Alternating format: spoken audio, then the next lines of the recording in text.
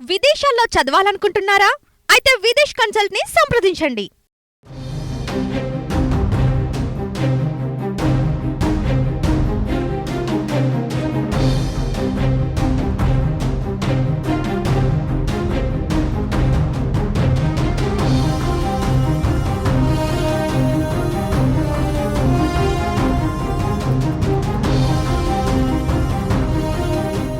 YCP పార్టీకి మరో shock తగిలింది. మాజీ మంత్రి, వైసీపీ మహిళా నేత విడుదల రజని పైన ఏసీబీ కేసు నమోదు చేసింది.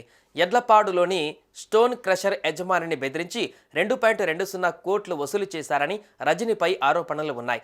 ఇదే విషయంలో ఐపీఎస్ జాషువా పైన కేసు నమోదు చేసింది ఏసీబీ. A1గా రజని, A2గా ఐపీఎస్ అధికారి జాషువా, A3గా విడుదల రజని మరిది విడుదల గోపి, A4గా రజని పిఏ రామకృష్ణలను నిందితులుగా చేర్చింది.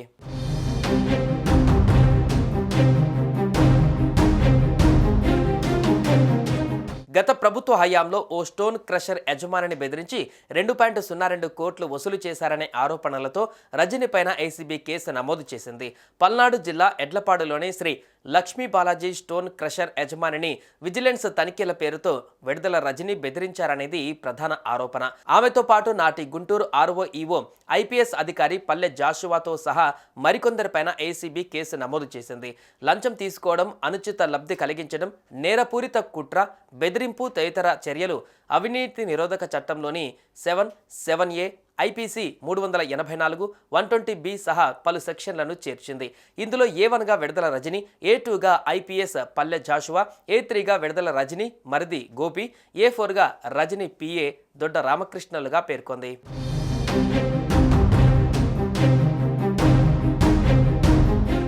బెదిరింపులపైన విజిలెన్స్ అండ్ ఎన్ఫోర్స్మెంట్కు తొలుత ఫిర్యాదు అందింది. దీంతో అప్పటికి ఏసీబీ డీజీగా ఉన్న హరీష్ కుమార్ గుప్తా విచారణ చేపట్టి నివేదికను ప్రభుత్వానికి సమర్పించారు.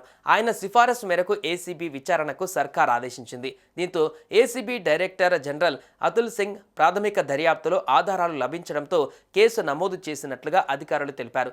చట్టాన్ని ఉల్లంఘించిన ఐపీఎస్ అధికారి జాషువాపై చర్యకు విజిలెన్స్ సిఫారసు చేసింది. ఆల్ ఇండియా సర్వీస్ రూల్స్ 1970 ప్రకారం జాషువా చాలా పెద్ద తప్పు చేశారని పేర్కొంది. సివిల్ సర్వీస్ అధికారి చట్టాన్ని పక్కన పెట్టి పై అధికారుల అనుమతి లేకుండా అధికార పార్టీ నేతల స్వప్రయోజనాల కోసం పనిచేయడాన్ని నేరంగా పరిగణించింది.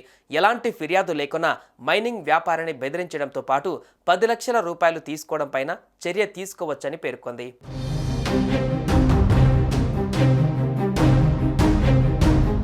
గత వైసీపీ ప్రభుత్వ హయాంలో చేసిన అవినీతి అక్రమాలపైన తాజాగా కూటమి ప్రభుత్వం చర్యలు తీసుకుంటుంది. ఇందులో భాగంగా ఇప్పటికే పలువురు ఎమ్మెల్యేలు, ఎంపీలు, మంత్రులు, ఎమ్మెల్సీలపైన రాష్ట్ర వ్యాప్తంగా కేసులు నమోదు కాగా విచారణ కొనసాగుతున్న విషయం తెలిసిందే. ఈ క్రమంలో మాజీ మంత్రి రజని పైన సిబిఐ అధికారులు కేసు నమోదు చేసినట్లు తెలుస్తోంది.